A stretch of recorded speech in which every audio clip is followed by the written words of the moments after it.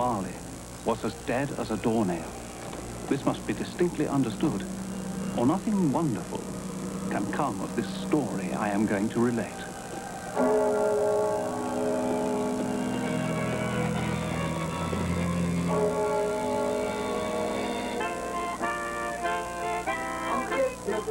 Christians sing to hear the news the angels bring. On Christmas night, for Christians sing to hear the news the angels bring.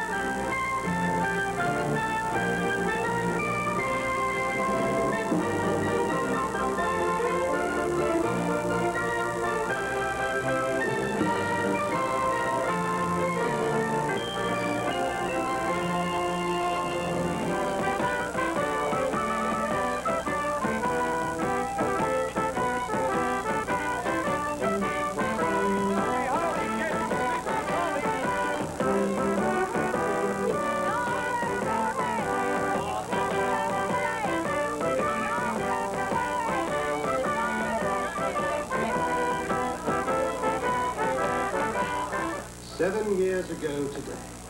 What's that you say? Mr. Marley died. 7 years ago this very day. Would it be too much to ask that you return to the work for which I pay you so handsomely? Mr. Cratchit! The fire's gone cold, Mr. Scrooge. Come over here, Mr. Cratchit. What is this? A shirt. And this? A waistcoat. And this? A coat. These are garments, Mr. Cratchit. Garments were invented by the human race's protection against the cold. Once purchased, they may be used indefinitely for the purpose for which they are intended. Cold burns. Coal is momentary, and coal is costly. There will be no more coal burnt in this office today. Is that quite clear, Mr. Cratchit? Yes, sir. Now, please get back to work, for I am forced to conclude that your services are no longer required. Yes, sir.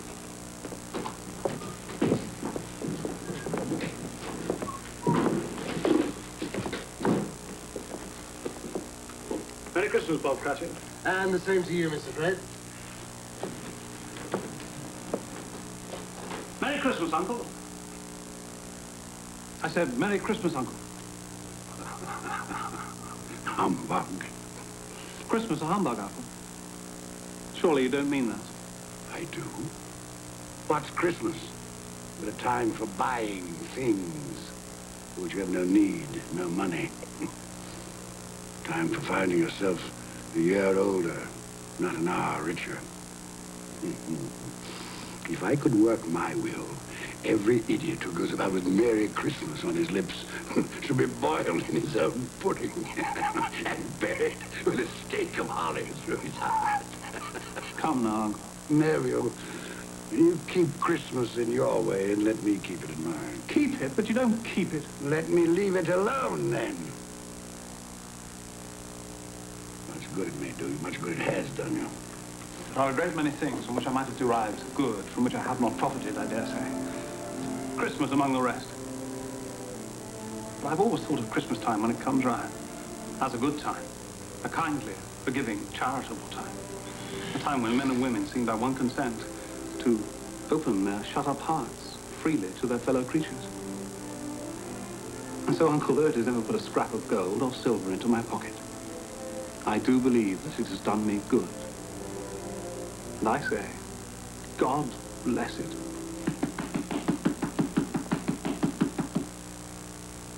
Not a sound from you, and you'll keep your Christmas by losing your situation.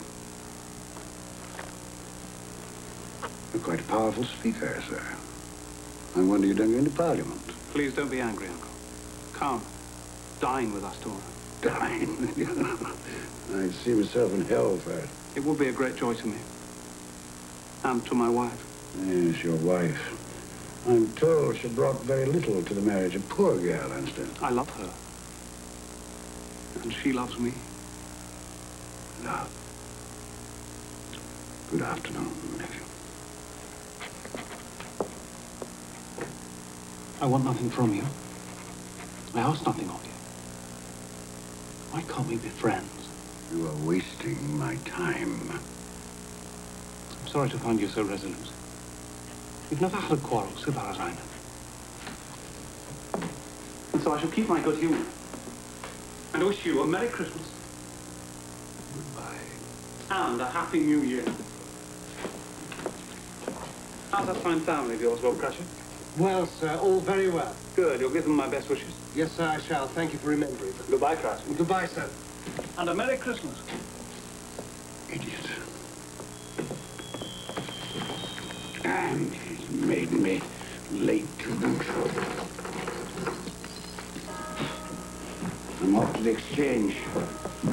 Don't lock up a moment early. There's...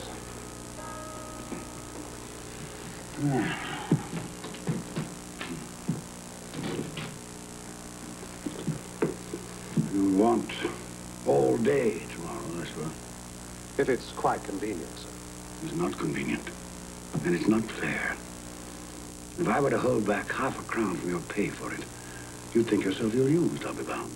But you don't think me ill-used when I pay a day's wages for no work. Christmas comes but once a year, sir. Poor excuse for picking a man's pocket every 25th of December. And I suppose you must have it. Be here all the earlier the next morning, Cratchit. Yes, sir, I shall. I certainly shall. Make sure. Yes, sir. And a Merry Christmas to you, Mr. Scrooge. Humbug. Ah.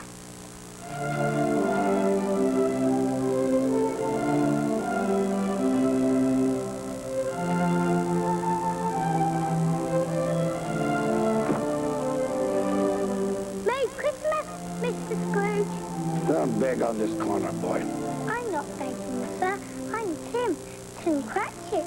I'm waiting for my father. Tim Cratchit. Well, then you'll have a long wait, won't you? Thank you, sir. Humbug.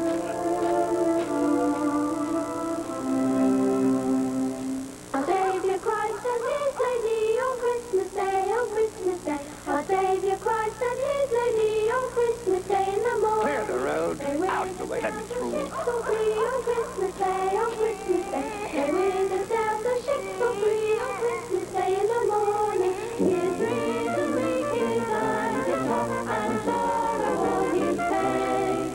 He wears himself from once a year, and that's a Christmas Day. The Brontons all a change of heart, rejoice for Mary's son. Bring peace on earth to all mankind, God bless us everyone. Any open market? Any open market? Buying here. Buying. Oh, Ebenezer. We were afraid you weren't coming. It's almost closing, sir. Well, I'm here, aren't I? I said you'd be here. Didn't I say, Ebenezer Scrooge, you'd be here? I knew you'd change your mind. Right, I have changed my mind. Oh, good, then you'll take our bid. The price has gone up. Gone up?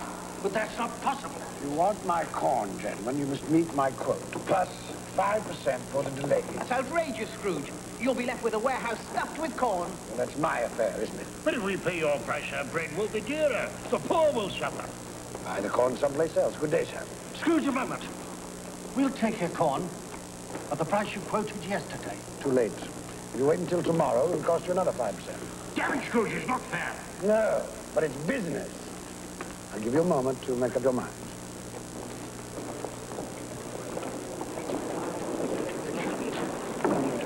All right, Scrooge. Done and done. Very good, gentlemen. Now, make sure that the draft for the entire amount of this transaction is deposited with my clerk. I don't ship until I have the cash in hand. Okay. Mr. Scrooge, I presume. Indeed you do, sir. You don't know us. Nor do I wish to. My name is Poole, and this is Mr. Hackett. Excellent. Now, if you'll allow me to pass. Let me explain. At this festive season of the year, it seems desirable that those of us with means should make some slight provision for the poor and destitute who suffer greatly at this time. Provision. Are you seeking money from me, then? Many thousands are in want of common necessaries. Hundreds of thousands are in want of common comforts. Are there no prisons? Plenty of prisons. The workhouses, they still in operation? They are. I wish I could say they were not. The treadmill, the poorhouses, still in full vigor? All very busy, sir. I was afraid in what you said that something had stopped them in full force. A few of us are endeavoring to raise a fund to buy the poor some meat and drink, and food and warmth. What can we put you down for, sir? Nothing. You wish to be anonymous? I wish to be left alone. Since you asked me what I wish, gentlemen, that is my answer. I don't make merry myself at Christmas, and I can't afford to make idle people merry. My taxes help to support the public institutions which I have mentioned, and they cost enough. Those who are badly off must go there. Many can't go there, and many would rather die. If they would rather die, perhaps they had better do so, and decrease the surplus population. Surely you don't mean that, sir. With all my heart. Now, if you will go about your business, gentlemen, and allow me to go about mine.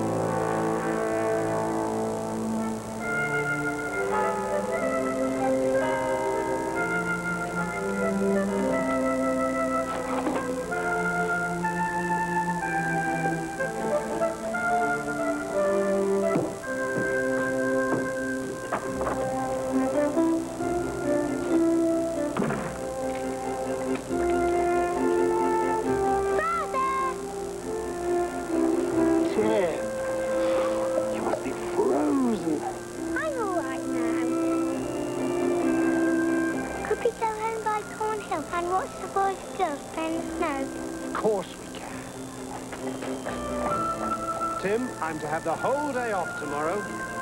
We'll be together, the whole family, for the entire day. Hurrah for Christmas, the best day of the year. Each bird will tell in his hot and golden all his days. His reason weak, his eyes is hot, and sorrow all his pain.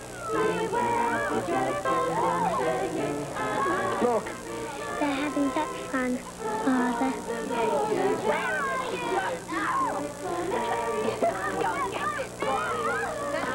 you'll be there one day, playing with the other children. I'm quite sure I will. I feel I'm getting stronger every day.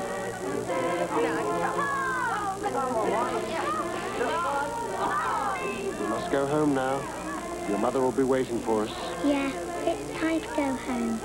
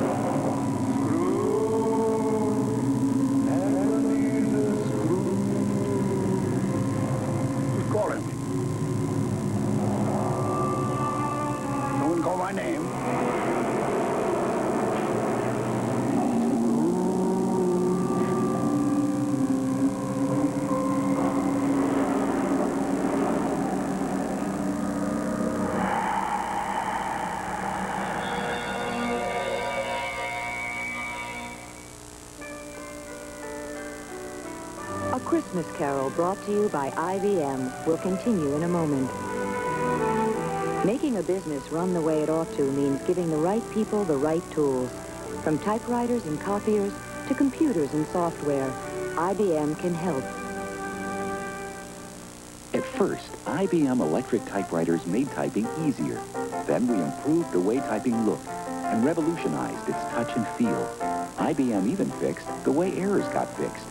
Today, IBM wheel writers and quiet writers do things our old typewriters never dreamed of.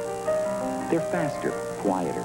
They have memory and can even signal mistakes as you make them. The typewriters secretaries like best just get better and better.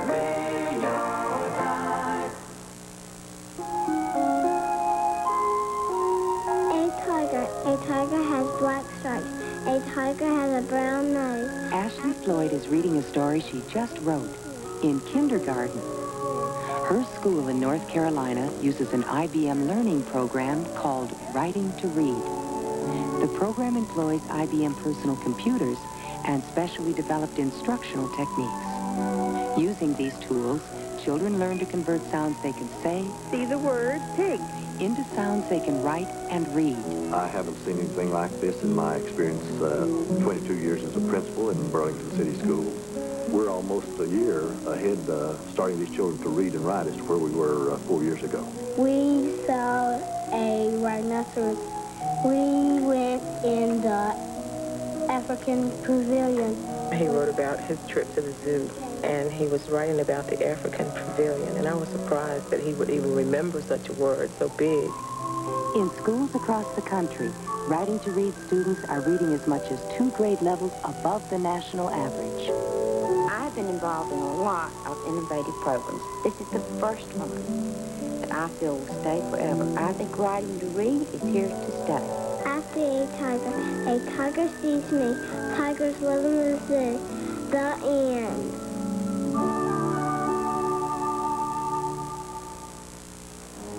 Computers? Who's got time to figure out how to use them? That's how the owners of a clothing store, father and son, felt about personal computers, until they got one. And the manufacturer of umbrellas, until they got one.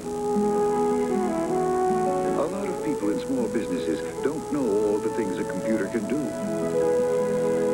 But once they see what an IBM PC can do, things like give them complete accounting information in seconds instead of days, simplify scheduling and billing, track inventory and monitor expenses quickly and easily in their own office, then some of the most skeptical become very enthusiastic.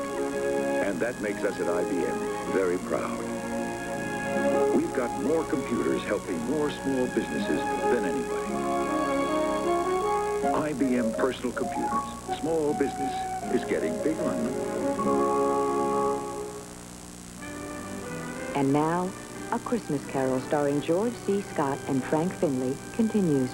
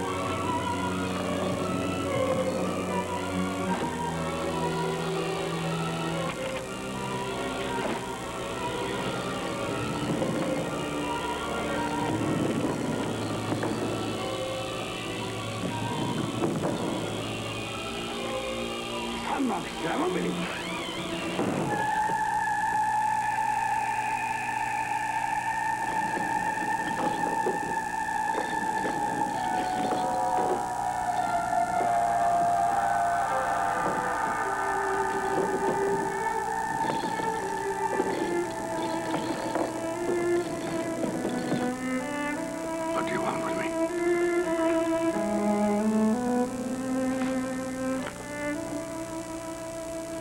Much. Who are you? Ask me who I was. You're particular for a ghost. Who are you then? In life, I was your partner, Jacob Marley. Can you sit down? I can. You do it then.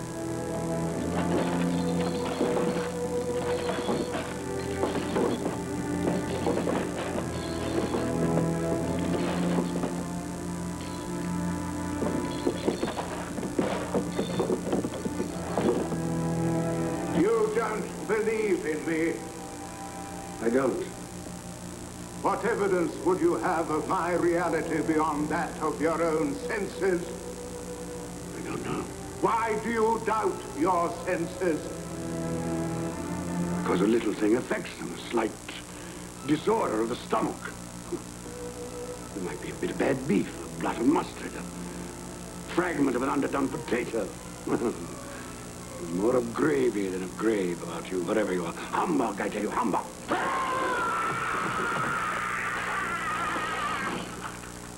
Mercy. Dreadful apparition. Why do you trouble me? Man of the worldly mind, do you believe in me or not? I do, I must. But why do spirits walk the earth? Why do you come to me? It is required of every man that the spirit within him should walk abroad among his fellow men and travel far and wide. And if that spirit goes not forth in life, it is condemned to do so after death. It is doomed to wander through the world and witness what it cannot share, but might have shared, and turn to happiness. You're chained. Tell me why. I wear the chain I forged in life. I made it link by link and yard by yard. Is it pattern strange to you? Or would you know the weight and length of the strong coil you bear yourself? It was as full as heavy. And as long as this 7 Christmas Eves ago, you have labored on it since, it is a ponderous chain. I see no chain. Mine were invisible until the day of my death, as yours shall be. Tell me more. Speak. Comfort to me. I have none to give. My spirit never walked beyond our counting house. In life, my spirit never roved beyond the narrow limits of our money-changing hole. No doubt of that. You always were a good man of business. Business? Mankind was my business. The common welfare was my business. Charity, mercy, forbearance, and benevolence were all my business. The dealings of my trade were but a drop of water in the comprehensive ocean of my business. Sorry for you, Jacob. Is there anything I can do for me? Nay, it is too late. But I have come for your sake, Ebenezer. Have you? Well, you always were a good friend.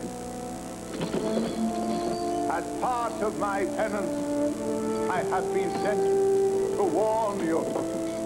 And so you have? And to offer you a hope and chance of escaping my fate. You will be haunted by 3 spirits. 3 spirits? Is that the chance and hope you mentioned? It is. Well, in that case, I think I'd rather not. Expect the first tonight, when the bell tolls 1. Couldn't they all come at the same time, Jacob, and have it over? Expect the second on the stroke of 2. The third, more mercurial, shall appear in his own good time.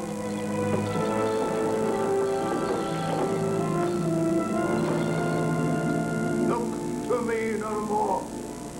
Look, that you may remember what has passed between us.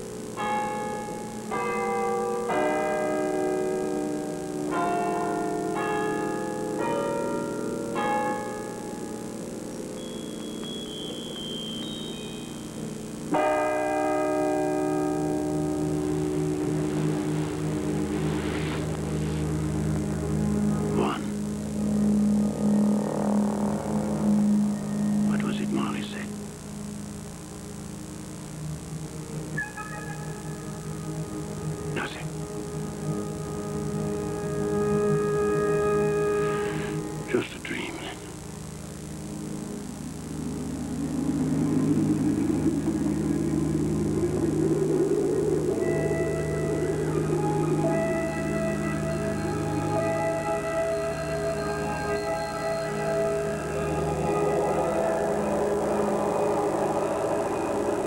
Are you the spirit whose coming was foretold to me?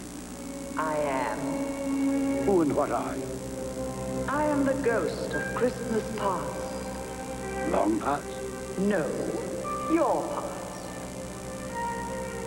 Perhaps you would do me the favor of placing upon your head that cap which you hold in your hand.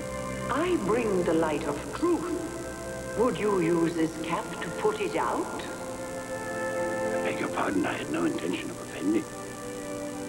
What business brings you here? It is for your welfare that I appear. I can think of no greater welfare than a night of uninterrupted sleep. Be careful, Ebenezer Scrooge. I speak of your reclamation. Well, if it's reclamation, then let's get on with it. Come.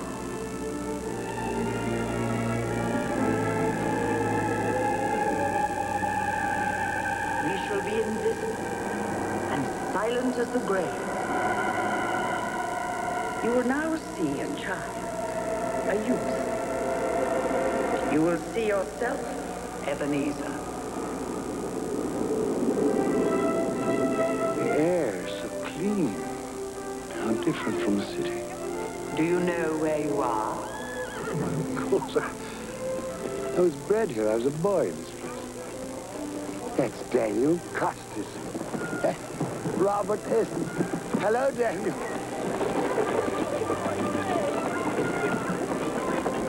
The big one there, that's David. Tyler, David! Look here, it's Ebenezer.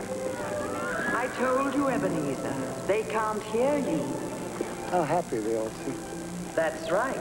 They do. Yes, well, it's time to move on. Come along, Ebenezer.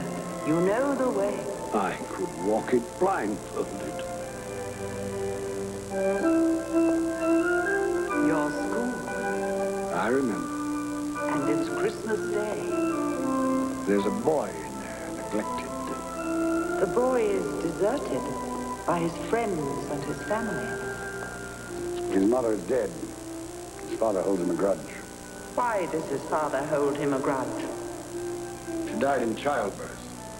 His birth. Weep for the boy, if the tears will come. He has his friends, even on the stage. From his beloved books. His Alibaba. Dear old honest Alibaba. And the Sultan's groom, turned upside down with the genie. But not a real child to talk to. Not a living person. Robinson Crusoe, not real. And Friday, the parrot, green body and yellow tail, not real. He made do with this boy. Let us see another Christmas Day.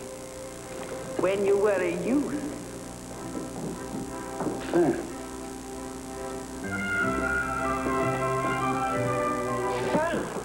Dear brother. Come to bring you home, dear brother. To bring you home.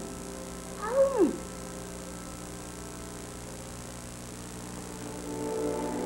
Home, little fan. Yes. Home for good and all. Father's much kinder than he used to be. He spoke to me so gently one dear night that I was not afraid to ask once more if you might come home. And he said, yes, you should.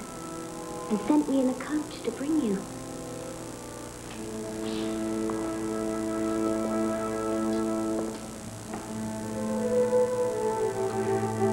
You're quite a woman, little fan. And you are to be a man now. And never come back here. Come along, we mustn't keep Father waiting.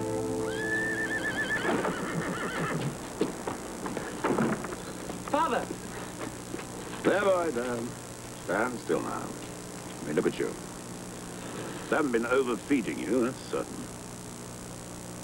I've grown, I think. Yes, most boys do.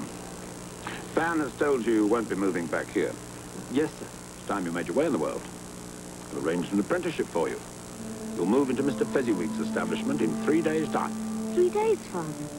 I'd hoped we'd have my brother home for longer. Longer? 3 days is quite long enough for both of us. Don't you think, Ebenezer?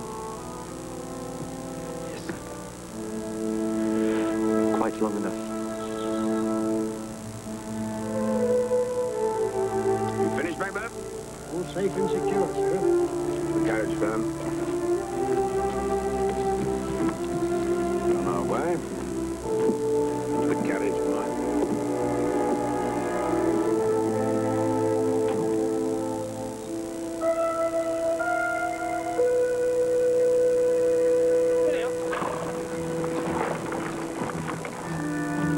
Fan pleaded for more time, but my father was very stern man. Fan. She died a young woman. She had such a generous nature. Yes, too young. Old enough to bear a child.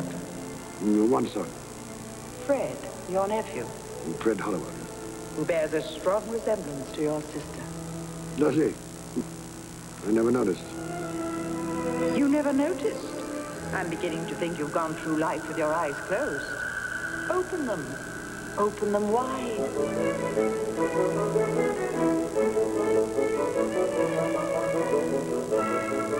You know this man? It's old Fezziwig. Hmm? Oh, yes, my dear. Would you ask Mr. Pudding to refer that matter to Mr. Scrooge? Eh? Thank you, my dear. And you know this place? No, was I not apprenticed here? You. Pay attention, everybody. Dick, Ebenezer, pens down. No more work tonight, boys. It is Christmas Eve. So, close those letters down, Ebenezer and Dick. Clear away in here, everybody. We need the room. Here we go, lad. You'll enjoy yourself tonight, Master Ebenezer. That is an order. Yes, sir, I'll try. Well, put your heart in it. You've put enough of yourself into your work, and I have nothing but praise for the way you've discharged your duties. But you're young, eh? There's more to life than bolts of cloth and musty old ledgers. It's Mrs. Fezziwig. And the 3 daughters and their suitors. And Belle. I had forgotten how beautiful she was.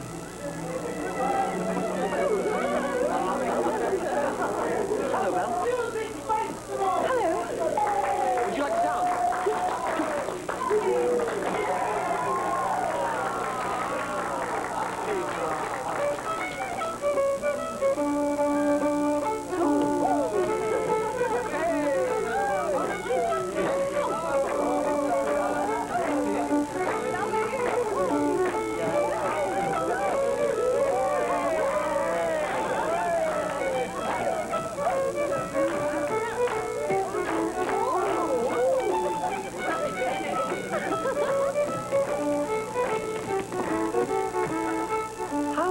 You danced, Ebenezer?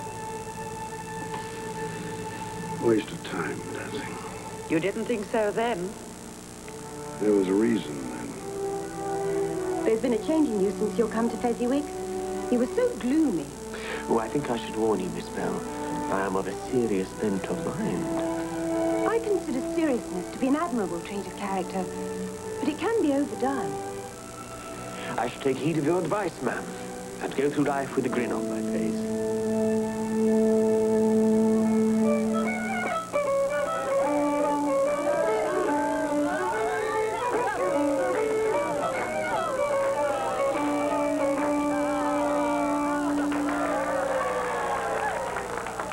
Come along, you two. They're striking up Sir Roger de Coverley.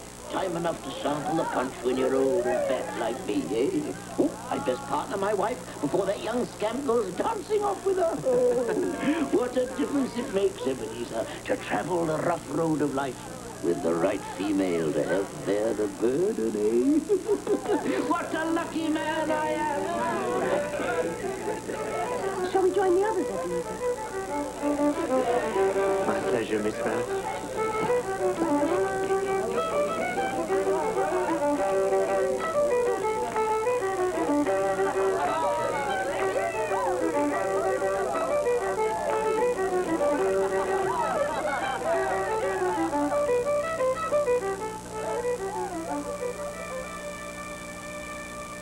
Old Fezziwig.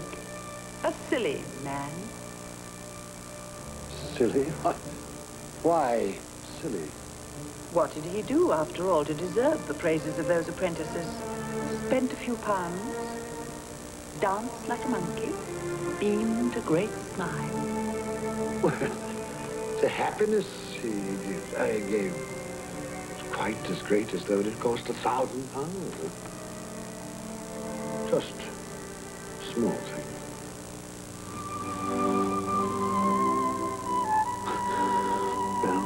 Are you in love, Ebenezer? The thought had occurred to me. She's too good for you. One day, when I've made my fortune, then I'll deserve her.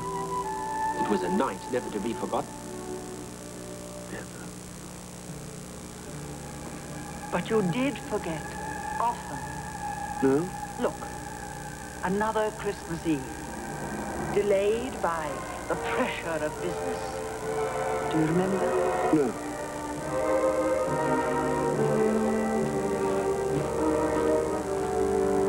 Hello, Belle. Now do you remember? Sorry I'm late. I thought you might not come. I know how busy you are. Well, the time of year and the nature of my business, it's important now that I use my time and opportunities wisely. Another idol has displaced me. What idol has displaced you? A golden one. All your hopes have merged into a master passion. Profit. The thought of money engrosses you. Perhaps I've become wiser. But I've not changed towards you. Our contract is an old one. It was made when you were young and our prospects limited.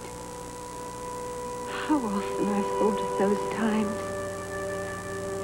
If there had been no understanding between us, would you seek me out and try to win me now? A dowerless girl with nothing but myself to bring to a marriage. You have no answer. You think I would not then? Oh, Ebenezer, what a safe and terrible answer. So characteristic of the careful man. Ebenezer, I release you. You are a free man. I let you go with a full heart. May you be happy in the life you have chosen.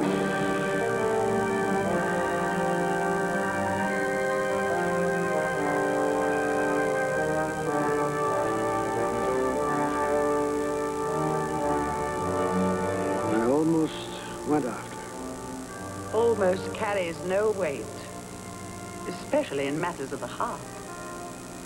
And you did have a heart, didn't you, Ebenezer? Why didn't you follow her? Upon his death, my father left me a small inheritance. Belle wished to be married, insisting that we could get along on very little. But I wanted something more for both of us. So I lent out that money, laid the foundations for financial success, which I have achieved, I may add. Congratulations. Well, thank you not to sneer. Spirit, show me no more. Conduct me home. You have explained what you gained. Now I will show you what you have lost. Belle. Belle. And those are her children. Oh, darling, he's wonderful, isn't he? Oh, Lord, what a brood.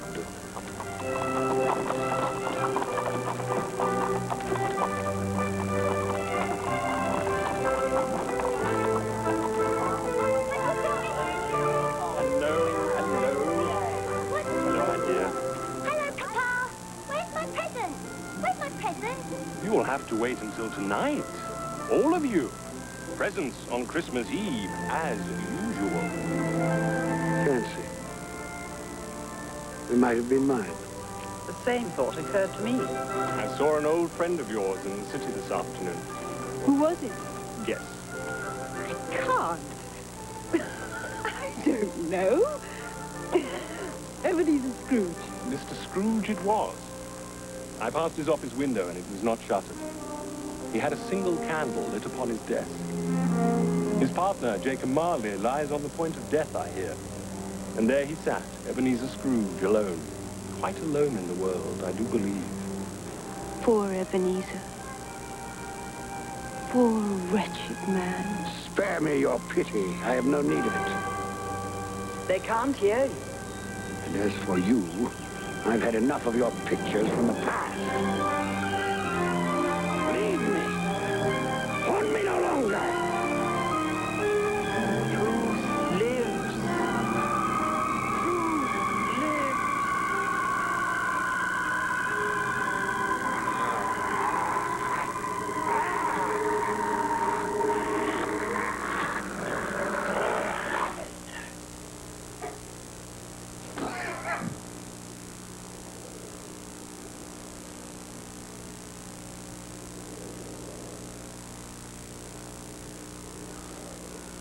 Nightmare.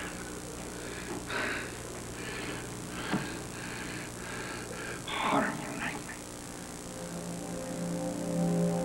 Oh. God. Let me sleep.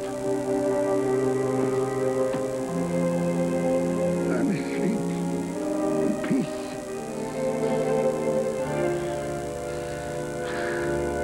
Peace.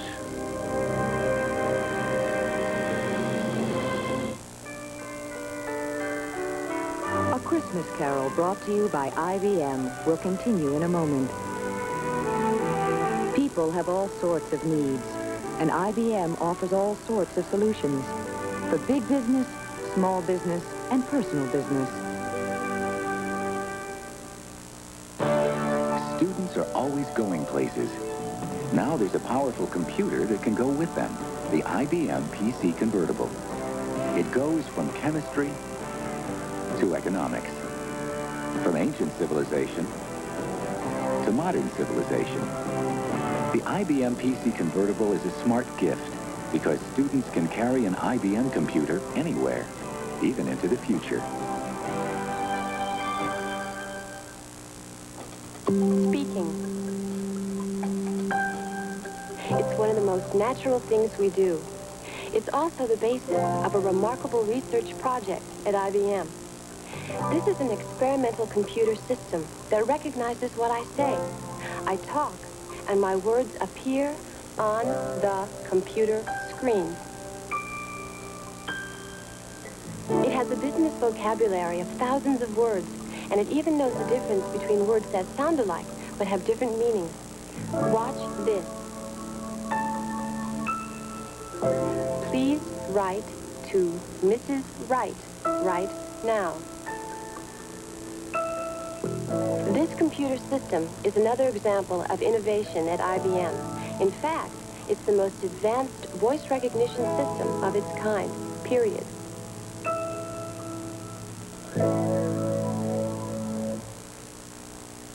Just about any personal computer does a better day's work with the help of an IBM Pro Printer. The Pro Printer produces high-speed drafts and clear graphics. It prints with near letter quality and turns out single sheets and envelopes without removing the computer paper. Best of all, the Pro Printer costs less than $550. For a better day's work, get the Pro Printer from IBM.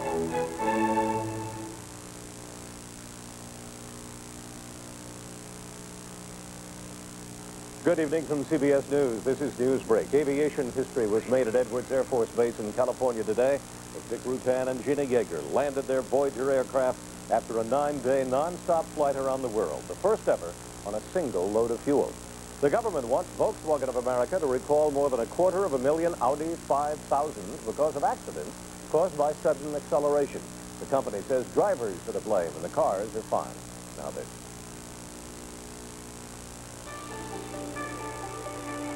A Christmas Carol starring George C. Scott will return in a moment. Stay tuned for more of Dickens' classic tale, brought to you by IBM. What goes well with fried rice? It could soon be Kentucky Fried Chicken. The Louisville firm is signed with two Peking companies to create the first major Western fast food enterprise in China. I'm Bill Curtis. CBS News, Chicago. And now A Christmas Carol, starring George C. Scott, continues.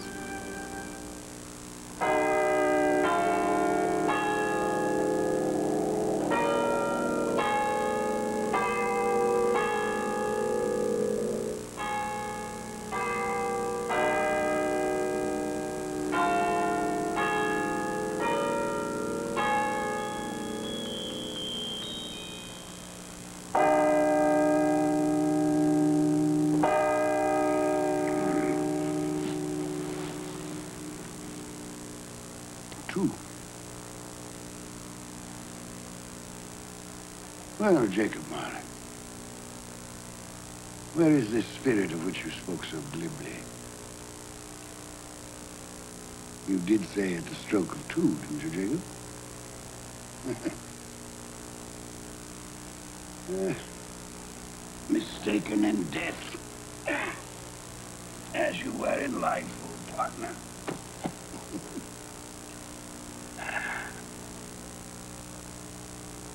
Ebenezer Scrooge! Ebenezer Scrooge!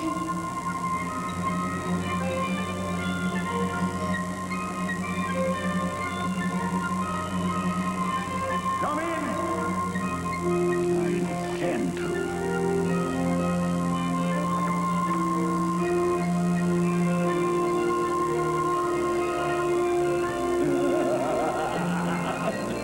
Come in and know me better, man.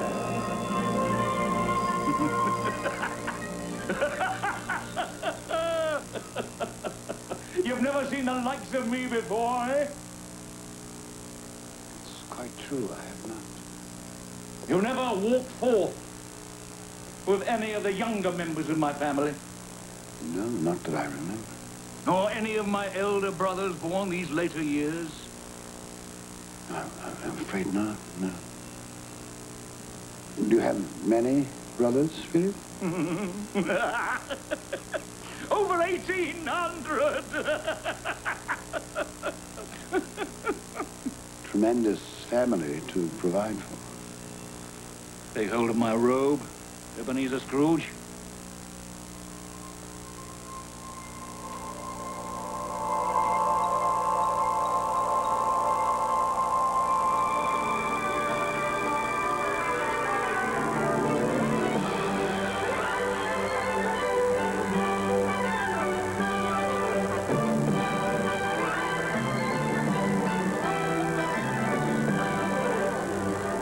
What day is it now?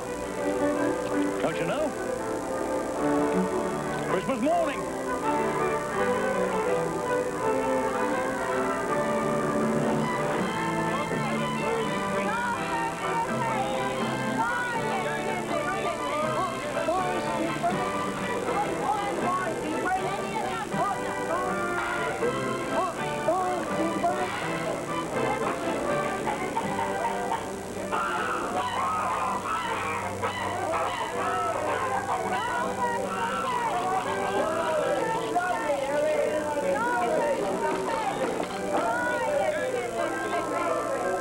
There's a lot of buying, isn't there? Oh, Ebenezer, is that all you can see?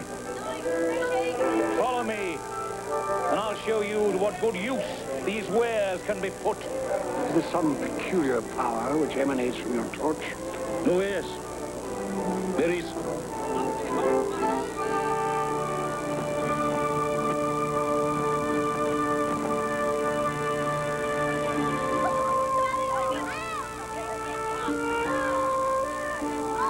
Do you know this house? I guess I do. It is the house of Bob Cratchit. Is he? Well, he does very well on 15 bob a week. We'll go in. I wouldn't want to disturb. As with Christmas past, we shall be invisible and unheard. I wonder what's keeping your father. He's probably stopped to talk to the parson. Father always likes to compliment him on his sermons. I do hope the pudding's a success this year.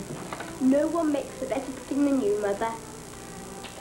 Peter, save some for the rest of the family. Just Testing the cooking, Mother. I'm sure they'll manage very well on their own without your help, young man. Hello, Mother. Hello, Mother. Smell the goose cooking, Mother. Yes, it makes my mouth water. Mine too. I can't wait. Well, you'll just have to. Now run along with Martha and help her butter the bread thinly. Here they are. Merry Christmas, everyone! You're late, Bob Cratchit. Oh, and you're quite like an icicle tin. You've been dawdling. Father had a long talk with the minister. Don't as much. Come, Tim, listen to the pudding hissing on the fire. It's like a giant snake inside the copper. Go along with your brother and sister, Tim. I'll begin the wine. Off you go, then. Come on. How did you behave in church? As good as gold. Better. Very worried if it'll turn out all right. Look how they support him. You're as right as... What did you say? Nothing. It's, nothing. Somehow he gets thoughtful sitting by himself so much. He thinks the strangest things. He told me coming home that he hoped that the people in church saw him because he was a cripple, and that it might be pleasant for them to remember on Christmas Day who it was that made lame beggars walk and blind men see. It seems to me that Tim is getting stronger every day, that his limbs are growing, that he's in better spirits, it seems to me. Yes, Bob. I'm sure you're right. He is getting stronger. Well, we're all here. That's the important thing. Belinda, help me with the goose. Yes, Mother.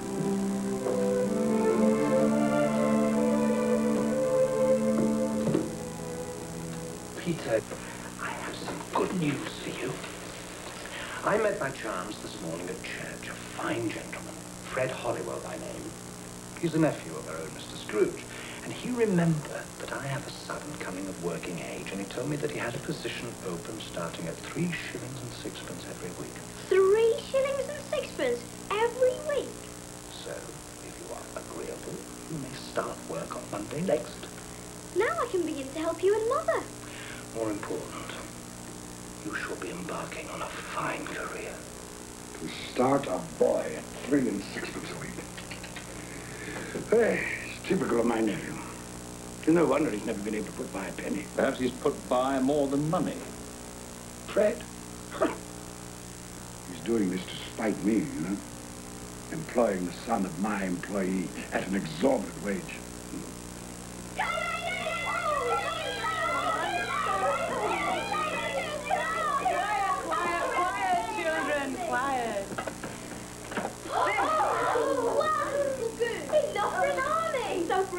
Mother, you've outdone yourself. Is it all right, then? Hurry, Father, cut the goose. I can't wait.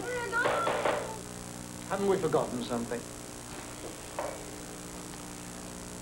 Lord, we thank you for the bounty you have placed before us. We thank you for this day of love and joy. We thank you for allowing us to be together, to share with each other and with you the fullness of our hearts on this special day. Amen. Amen. Amen. Amen. What? You say something? No. Oh, well, I thought I... No, I said nothing.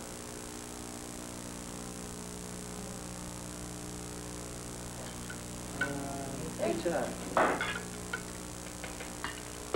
Alice. And, Take Alice. Very small goose. It's all Bob Cratchit can afford. me. Are we all served? Yes. Then let's begin. And a Merry Christmas to us all. A Merry Christmas to all. And God bless us, everyone.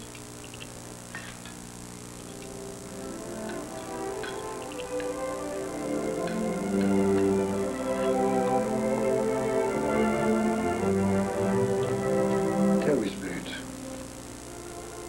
will he live? I see a vacant place at this table. I see a crutch without an owner, carefully preserved. If these shadows remain unaltered by the future, the child will die.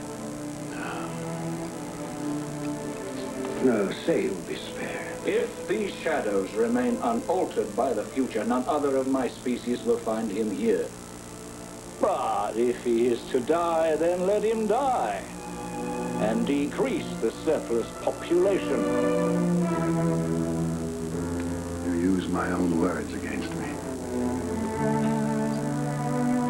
So perhaps in the future you will hold your tongue until you have discovered what the surplus population is and where it is. It may well be that in the sight of heaven you are more worthless and less fit to live than millions like this poor man's child.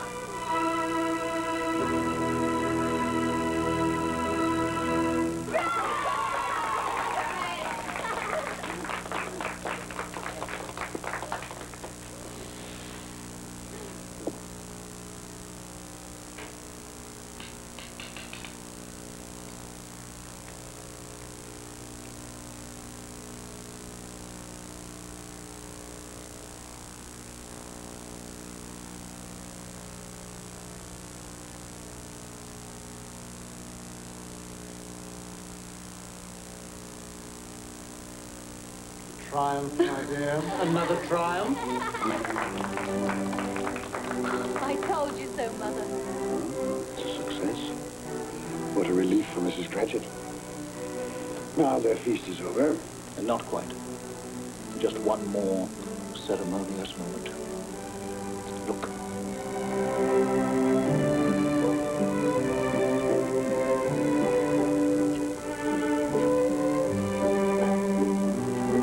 Now I would like to propose a toast to Mr. Ebenezer Scrooge, the founder of our feast. Mr. Scrooge.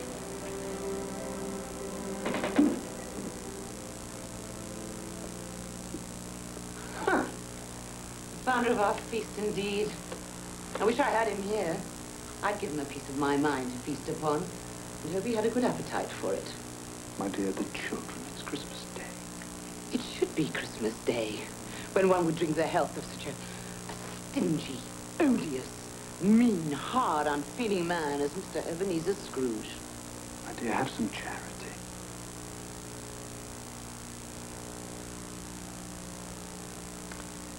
Oh, well. I'll drink his health, for your sake, and the day's sake, but not for his. Long life, Mr. Ebenezer Scrooge. A Merry Christmas and a Happy New Year. I've no doubt his Christmas will be very merry, and he'll be very happy. Mr. Scrooge. Mr. Scrooge. Mr. Scrooge. Mr. Scrooge. Mr. Scrooge. Mr. Scrooge.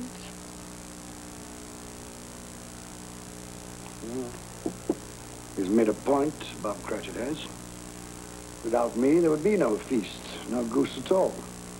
My head for business has furnished him employment. Is that all you've learned by observing this family on Christmas Day? Oh, no, not all, but one must speak up for oneself, for one's life. Here we come a-wassailing among the leaves so green. Here we come a-wandering so fair to be seen. Love and joy come to you, and a Merry Christmas too. And God bless you and send you a Happy New Year. We have some time left. Take my robe. Love and joy come to you, and a Merry Christmas too. And God bless you and send you a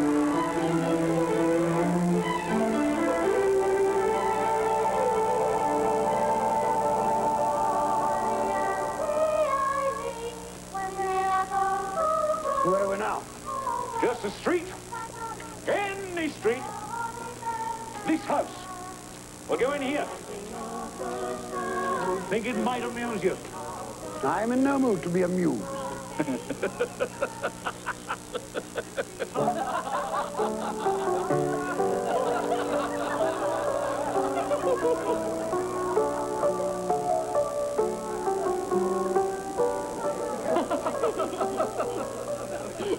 My dear husband, do you find my playing so amusing? Oh, I'm sorry, my love. I was thinking of his face yesterday. Humbug, he said. Humbug.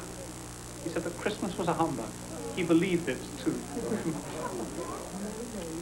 I'd very much like to meet your uncle, sir. The droll way in which you portray him tickles my heart. He's a comical fellow. But not so pleasant as he might be. His offences carry their own punishment. Dear brother-in-law, it's said he's very rich. Yes, well, that is very true. But his wealth is of no use to him. He doesn't do any good with it. He doesn't even make himself comfortable with it. I don't squander it. What do you mean by comfortable? You mustn't argue with those we visit. It's useless and even tactless. Tact is a quality I despise. That I can see. I have no patience with him. Well, I have, and I feel sorry for him. Sorry for me. Who suffers from his ill whims? Himself, always. Here, he takes it in his heart to dislike us and not come and dine with us. And he loses a very good dinner indeed. The reason I talk about my uncle, sir, is that my mother, God rest her saintly soul, was very fond of him. She loved him. It's true. Fan loved me, and I her. Dear Fan, I wish you were alive today. Fred looks very like her. Yes, I've been reminded of that just recently. I was only going to say that the consequences of his taking a dislike to us and not making merry with us is that he loses some pleasant moments which could do him no harm. And I mean to give him the same chance every year, whether he likes it or not. And every year he'll say, Christmas. Oh, my dear, we must see to our guests. Boys, can't you myself think? Well, they seem to be happy. Well, I suppose that free food and drink would be an occasion for pleasure to most people. Happy in each other's company, I mean. Everyone, hush there. We shall have a game, a word game. What should it be? Does everyone know the rules to similes? All right, everyone. Now, you shall each have 5 seconds to answer. I'll ask the question. Mr. Topper, you'll keep count. Well, I shall do my best. Now, you'll each have 5 seconds to answer. If you fail to give an acceptable answer within that time, then you must each stand behind your chair. Last one to, who's seated wins the prize. Fred, don't go on so. Just begin. Oh, I'm sorry, my love. Yes, I shall. Yes, I shall. And now, proud as. Proud as a peacock. So, dry as the bone. Plump as my wife. Sorry. Plump as... 1, 2 seconds. A partridge. Quick as. Wind. No. 1, 2, 3, 4, 5. A wink, you idiot. Ebenezer. Said they could neither see nor hear us. That's quite true. Oh, yes, sorry. Even I forget the regulations sometime. After all, I do not come back very often. I'm trying to listen to the game. Modest as. A maiden. No. Well, I'm sure it's a well-known simile. Well, I was thinking of modest as a violet. Right. However, I will accept your answer. Janet. Attend. Tight as. Tight as... A drum, anyone knows that. Tight as. Not very bright, my nephews, by now. Tight as your Uncle Scrooge's purse strings. Oh, Janet, that's quite wrong. And your time is up. You've lost and you must stand behind your chair. Tight as a drum. That's what I was thinking of. Good for you, Fred. The boy's got a head on his shoulders. And as for the laughter at my expense, I'm inclined to overlook it in view of the general gaiety of the evening. It is now time to leave this pleasant scene. We have one more visit to make before my time is done. Take hold of my robe. A fox. Red as. Yeah. Silent as. The night. No. Oh, no. Not at all. No, I know. The grave. Where are we now? I'm sure I don't know this place. The name would mean nothing to you. It's a place, like many in this world.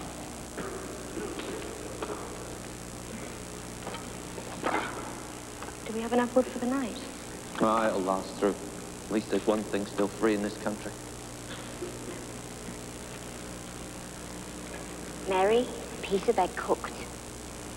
They're too hot. Be cold soon enough. Where did you get these, Father? I didn't steal them, if that's what you're saying. She didn't say you stole them, Ben. She should have some respect. Don't berate the girl. They fell from a cart into the road. Your father's not a thief, girl. Not yet.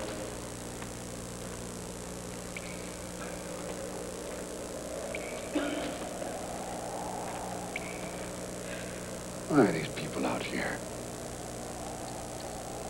Men and women in rags, children eating scraps. They're institutions.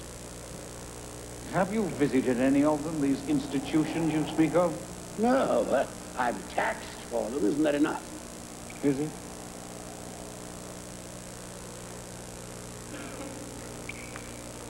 Ben, come back to the fire. Look at these hands, Meg. They're hard hands. They've done hard work. I want to work. I want to have bread for my children. It's not right that there's no work. Together, Ben. That's the important thing. I love you, Meg. I love the children. Tomorrow, take the children and go to the parish poorhouse. No. No. I'd rather we all drowned in the river than go to one of those places and be separated forever. Until I get work. No. Ben, we're a family. We stay together. Come. Come back to the fire. Come.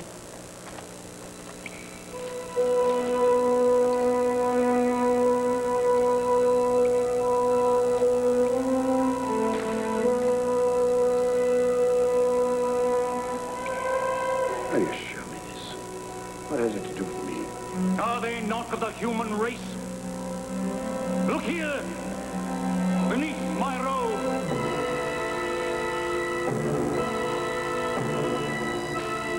Look upon these.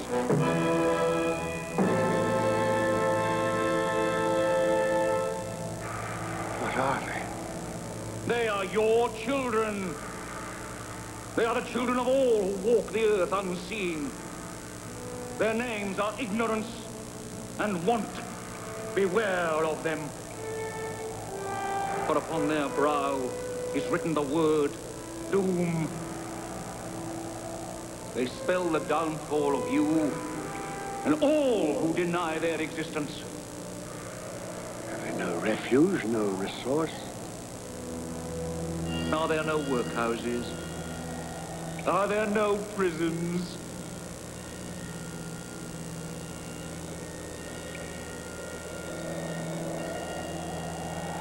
Cover them. I do not wish to see them. I thought as much. They are hidden. But they live. Oh, they live. Well, time has come for me to leave you, Ebenezer Scrooge. Leave me here. Oh, yeah. Cannot. Take me back to my bed. It's too late. It's cold. The place is strange. Don't leave me.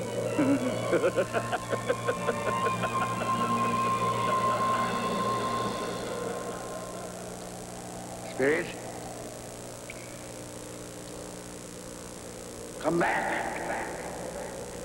I wish to talk.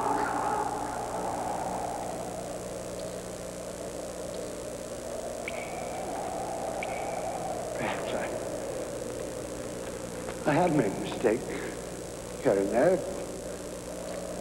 Talked too quickly about matters to which I gave no great thought. Very well, we'll have a give and take. Come to some meeting of the mind. That I'm a reasonable man.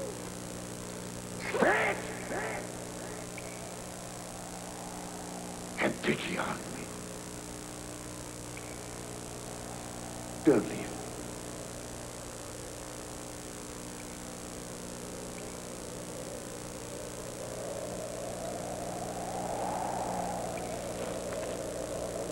What have I done to be abandoned like this? A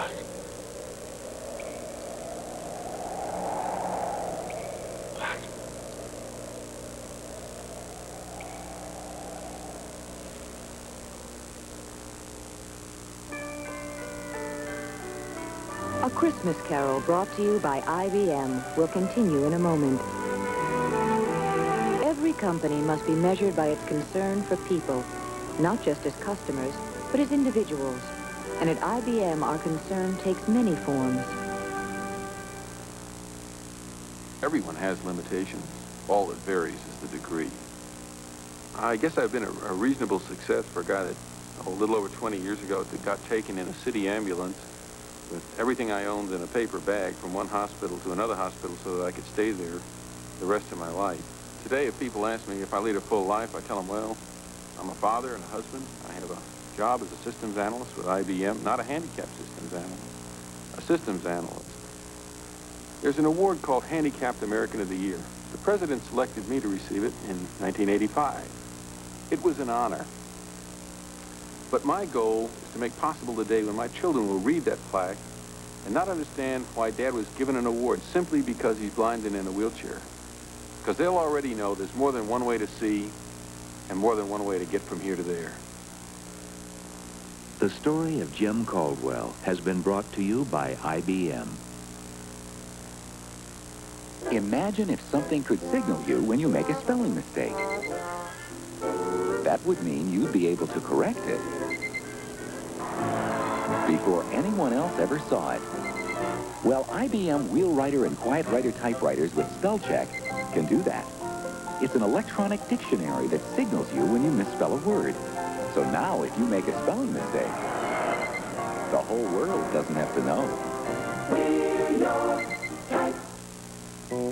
Where you been? Busy.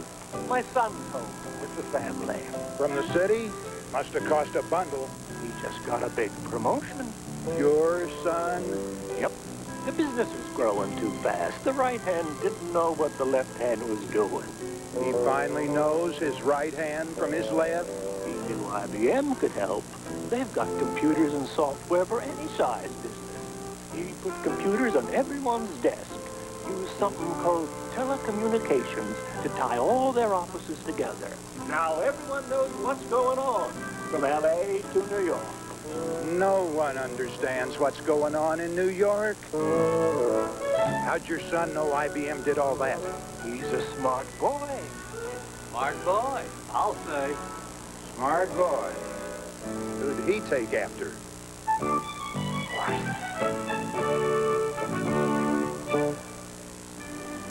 And now, A Christmas Carol, starring George C. Scott and Susanna York, continues.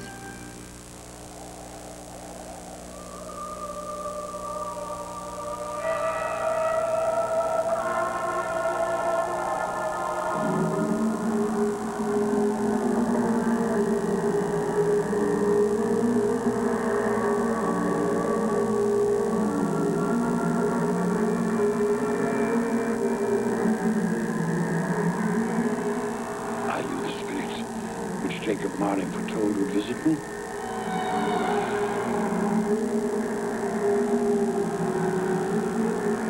And I am in the presence of the ghost of Christmas yet to come, am I not?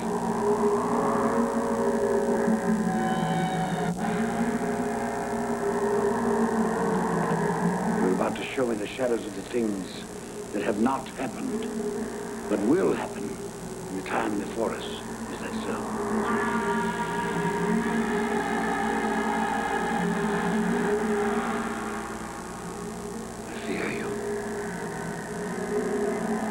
More than any specter I have seen.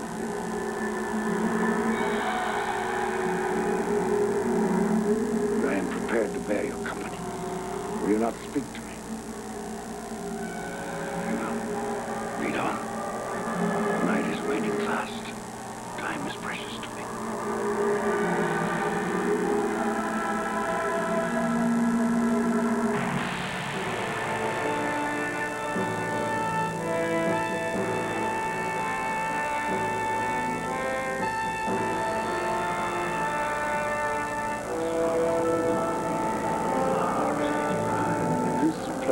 I know it very well. The exchange exchange.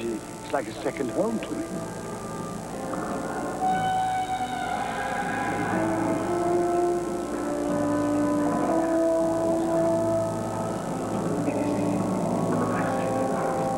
No, I don't know much about it either way. I only know he's dead. When did he die? Last night, I believe. What happened to his money? Left it to his company, perhaps? Who else did he have? It'll likely be a very small funeral, supposing we volunteered and form a party.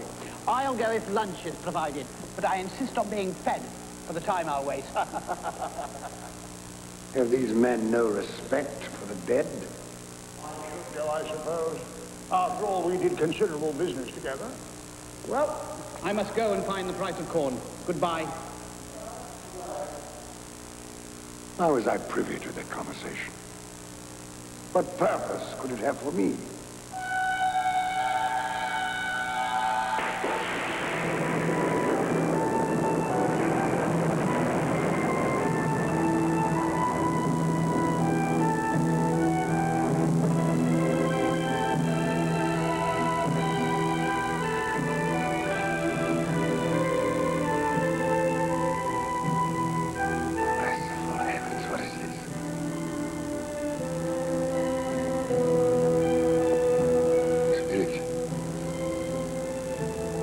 This is a fearful place. I wish to leave it.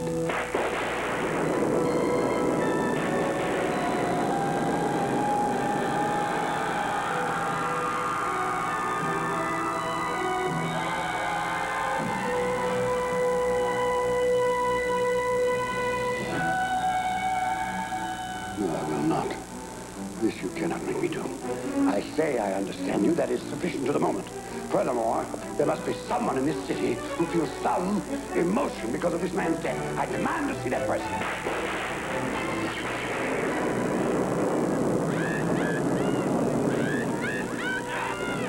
This is a most foul part of town. It must have been a mistake, taken a wrong turn.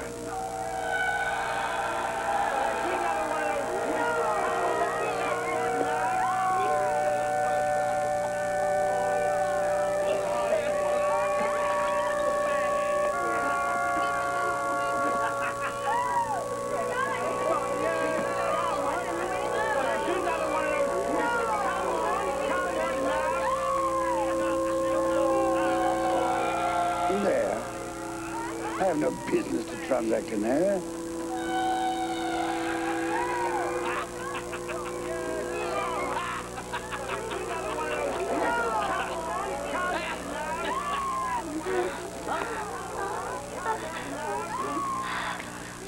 Well, open it up, Mrs. Gilbert.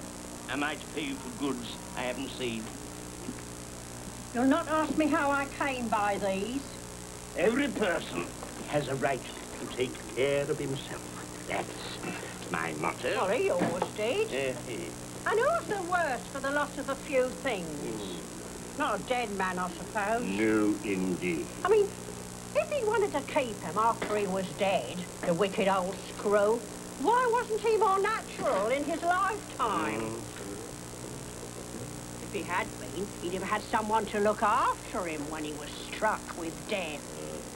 Instead of lying there, gasping out his last, alone, by himself.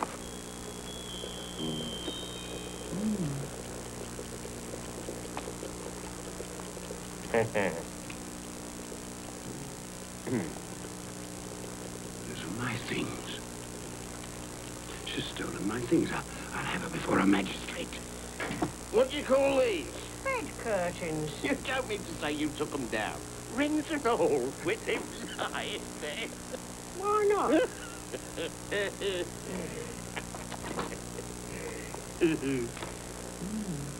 And don't get wax on his blankets. His blankets? I hope he didn't die of anything catching. I wasn't so fond of him as I'd loiter about if he did.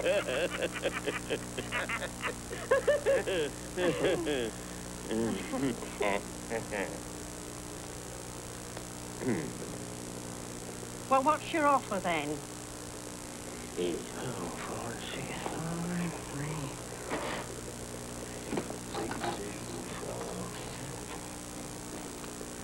Those are not my things. Yes, they are similar, but the person she speaks of, that could not be me. A similarity, perhaps. £1.5 3. Not a penny more if I was to be boiled for it. You're ardent, Joe, and no mistake. I'm always kind to the ladies. That's the way I ruin myself. Spirit, what perversity is this? I asked to see some emotion in connection with this man's death. You show me only greed and avarice. Let me see some tenderness, some depth of feeling.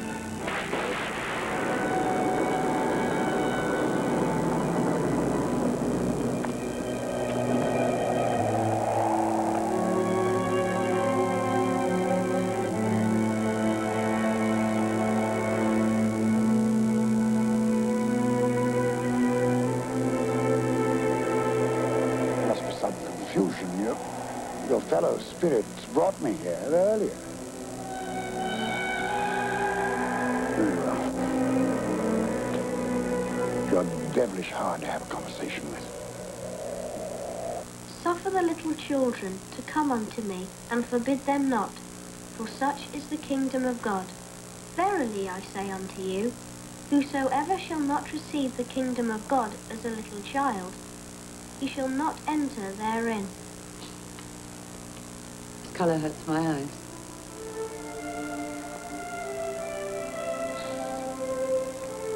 It's better now.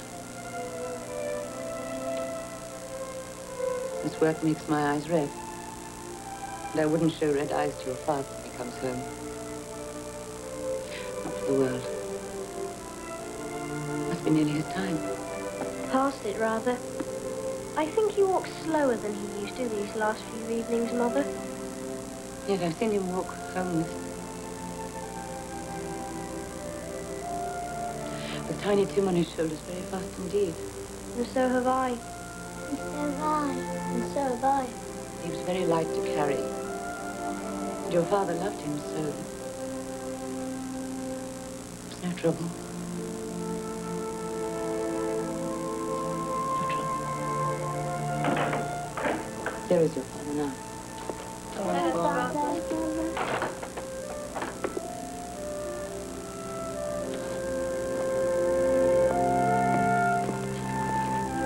my dear. Hello, my dear ones. Hello, Father. You're late. We were worried about you. I'm glad you're home, Father. I am too. You've become quite a little harmful. The reason that I'm late is because I walked by there today. Today? I couldn't keep away. It's so quiet and green. You shall see it on Sunday. We shall all go on Sunday. I promised him that every Sunday.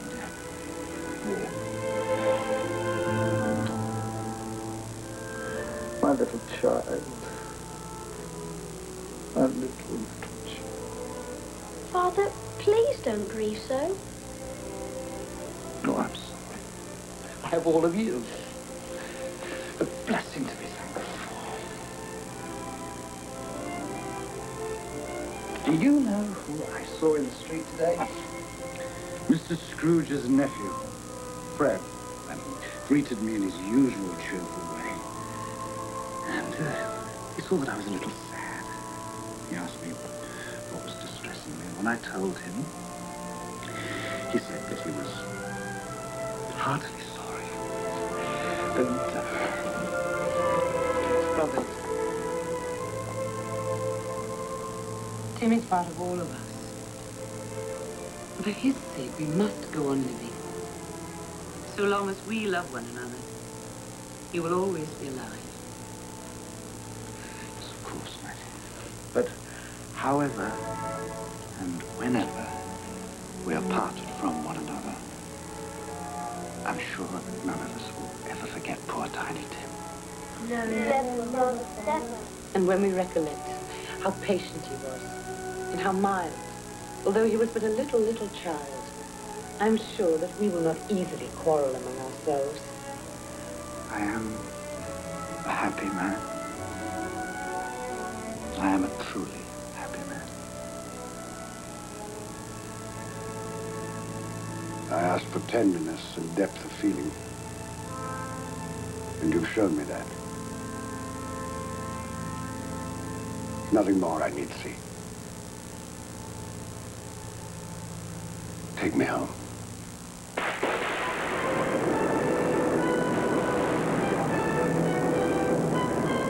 What is this? I thought we had agreed that you would transport me home.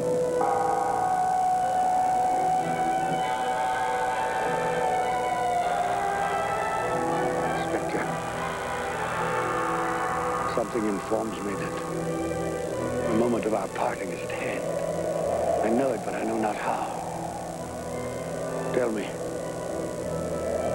what man was that whom we saw lying dead?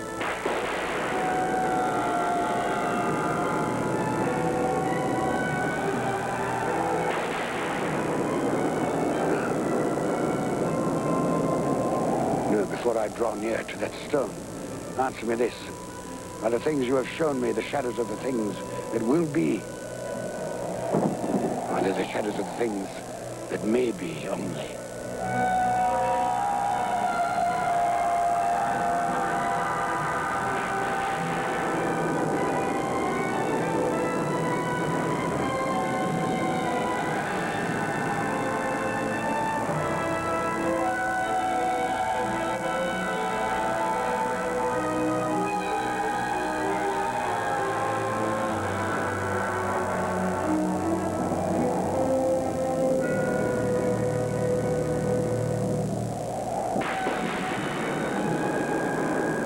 Men's courses will foreshadow certain ends. I accept it.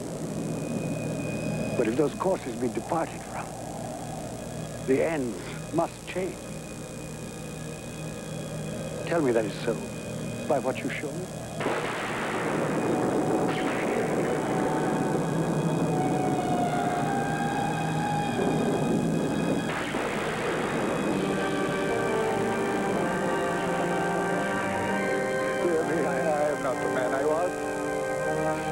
I will not be the man I must have been but for this visitation. Why show me this if I am past all hope? Good Spirit, your nature intercedes for me and pities me. Say that I may change these things by an altered life. I will honor Christmas in my heart and try to keep it all the year. I will live in the past, present, and the future. The spirits of all three shall strive within me. I will not shut out the lessons that they teach. Tell me. Tell me that I may sponge away the writing of this.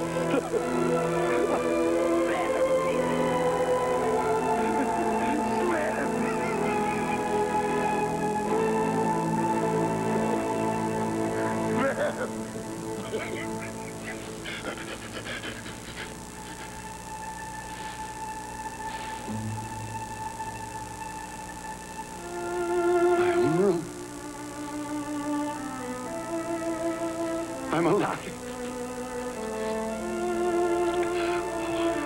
Thank you, Spirit. I will keep my promise. I will live in the past, present, and future. The spirits of all three will strive within me. Oh, heaven and Christmas time be praised for this. I say this on my knees, Jacob Marley. On my knees.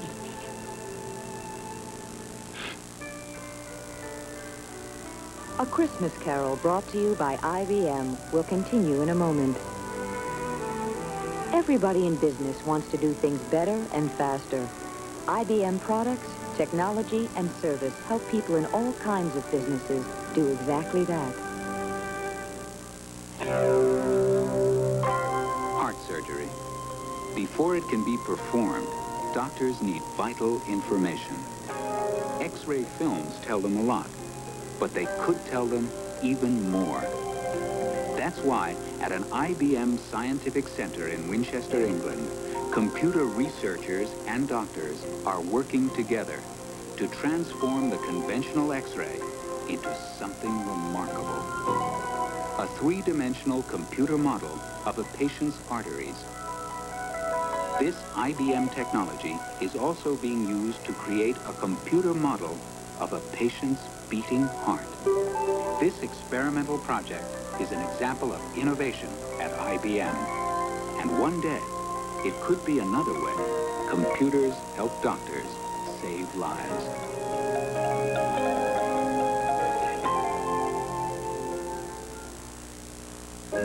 Looks like Santa needs help. Now you're going to tell me Santa Claus could use an IBM computer. He probably could.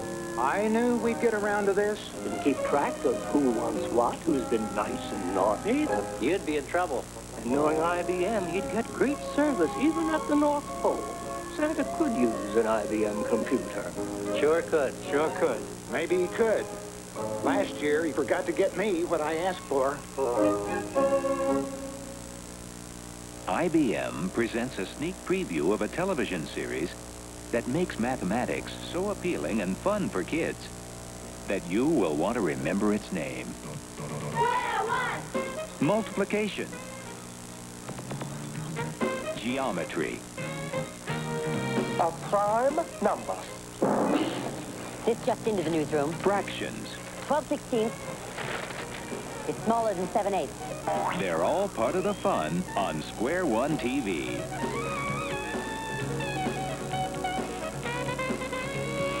Square One TV is underwritten in part by IBM and is produced by Children's Television Workshop. It will air every weekday on most PBS stations, premiering January 26th. Watch for it. Just a little simple mathematics. Helping support Square One TV is another way IBM is helping support education. And now, the conclusion of A Christmas Carol starring George C. Scott and David Warner.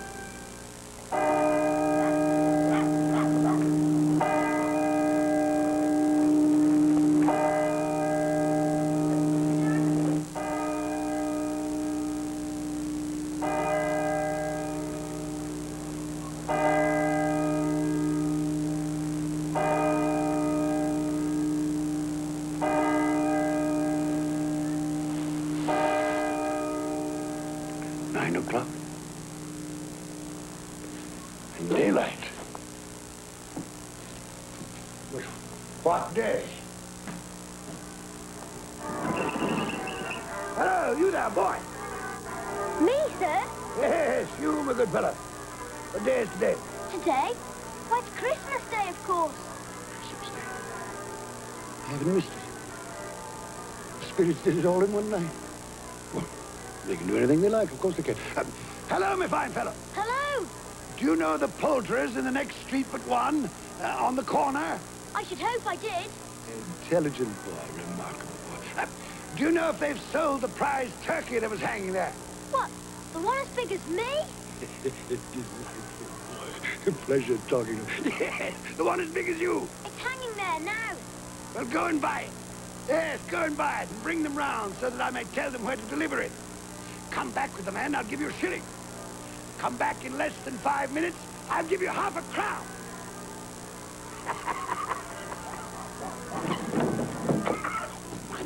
I must brace myself. So much to do. I don't want to lose any time. I was right. A little better. I'm as happy as an angel. I'm as merry as a schoolboy. I'm as giddy as a drunken man. Merry Christmas to everybody, and a Happy New Year to the world!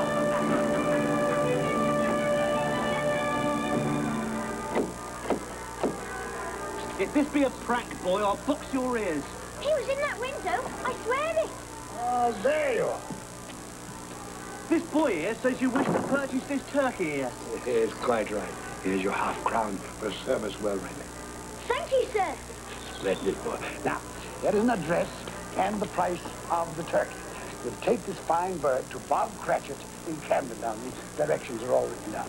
You leave immediately this very moment. Yes, sir. You'll say only that it comes from a friend. It must be there in time for Christmas dinner. It will be, sir. Good fellow. Here's a little something for your trouble. Oh, thank you, sir. Here. Not to offer you. Thank you, sir. Merry Christmas. Wonderful day.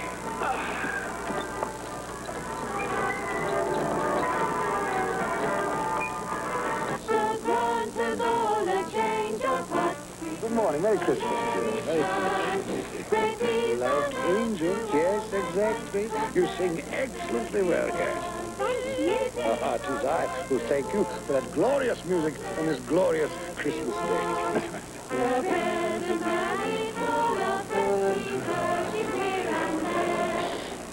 Good morning.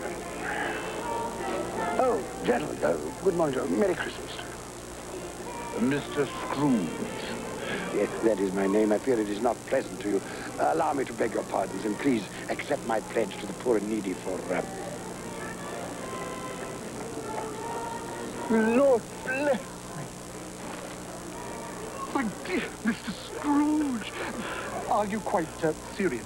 If you please, and not a farthing less. There are a great many back payments included in that, I assure you. What can I say to such generosity? You don't say anything. But dear sir, will you come and see me? We will. Oh, we will indeed. I'm very much obliged. Thank you 50 times. Thank you, sir. Thank you. The orphan shows me the right.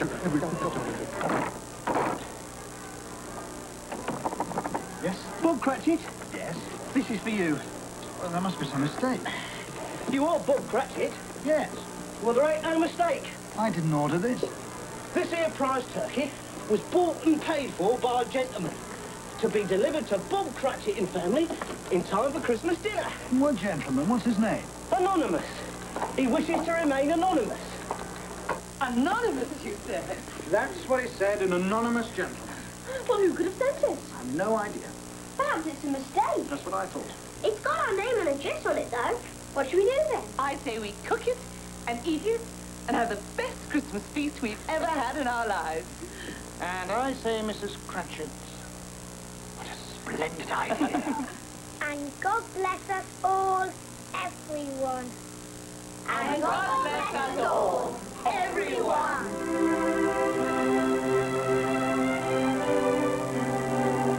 Merry Christmas, sir. Very good.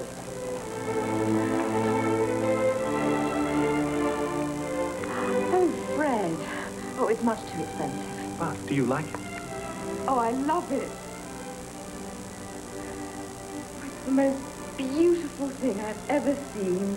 Well then, it belongs upon your wrist, my love. Merry Christmas. Oh, Fred, I do love you. Oh, and not just for this. I know. I know. Who can that be? Well, no one's expected this, have they? My God. It's Uncle Ebenezer. Your uncle? What in the world? What did you want? Open the door, Mary. I'm sure I don't know.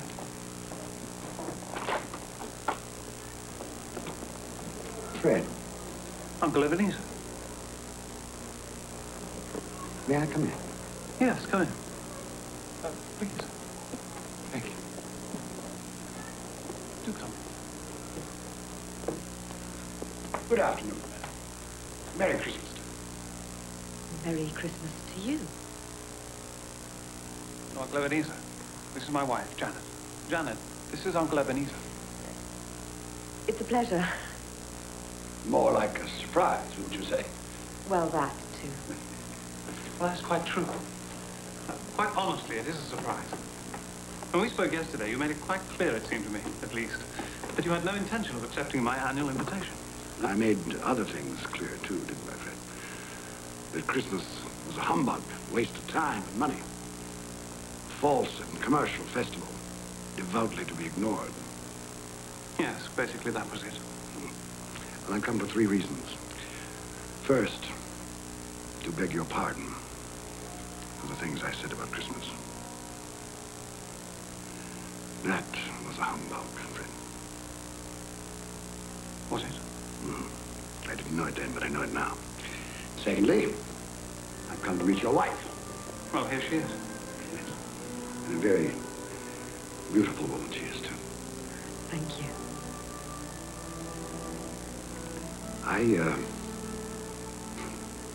I was in love once. Would you believe that? Yes. That I possessed neither the courage nor the optimism, perhaps the depth of feeling that you two have. Thirdly, if the invitation to dine with you today is still in force, I accept. Of course it's still in force. Hurrah! I was sure that one day. You were sure? Well, apparently you were right. Yes, I should like to dine with you and your friends. You'll be more than welcome. You like games, don't you? Yes. Yes, as a matter of fact, I do. Do you ever play similes? It's one of our favorites. Perhaps we could play today. Quite possibly. I'm very good at it. And should the phrase tight ass be thrown out, the answer is a drum. Why, yes, so it is. Good.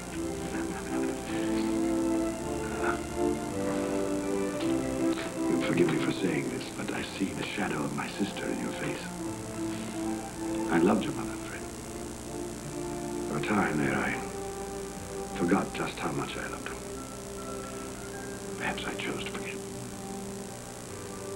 Well, now, isn't too much trouble. I should like to sample some of that punch for Josephines. Of course. You've made us both very happy, Uncle Ebenezer. Haven't I? Yes. God forgive me for the time I wasted.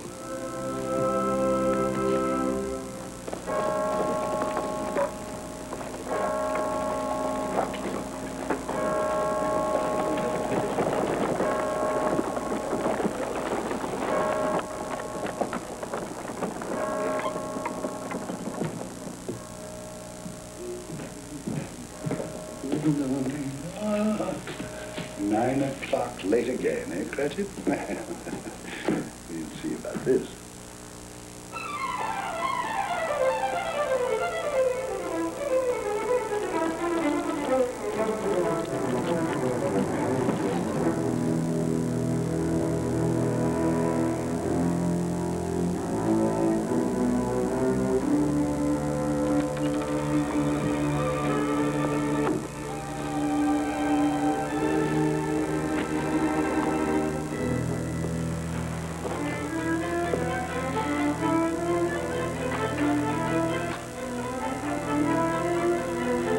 Mr. Cratchit.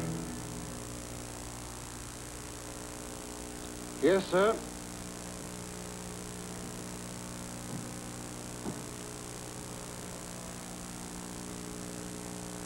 Do you know what time it is? Yes, sir.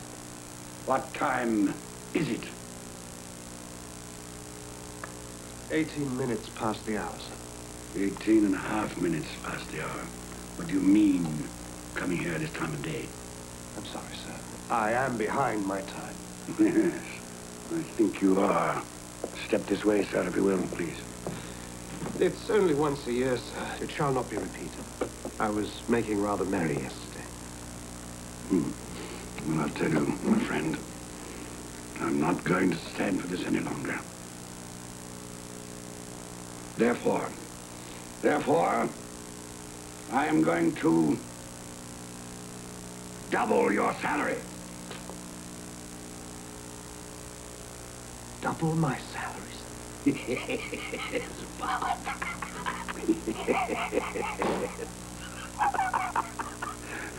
A Merry Christmas to you.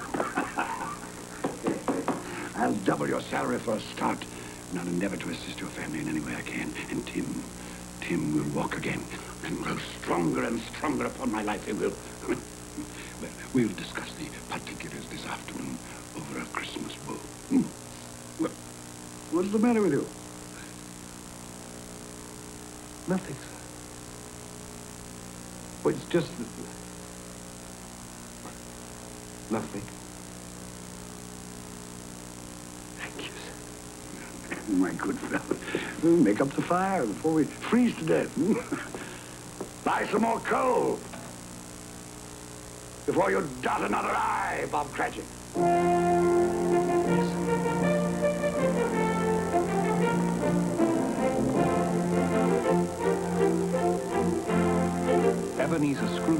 was better than his word. He became as good a friend, as good a master, as good a man as the old city knew. And to Tiny Tim, who did not die, he was a second father.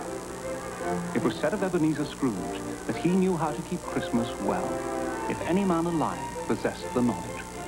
May that be truly said of us, and all of us. And so, as Tiny Tim observed, God bless us, every one.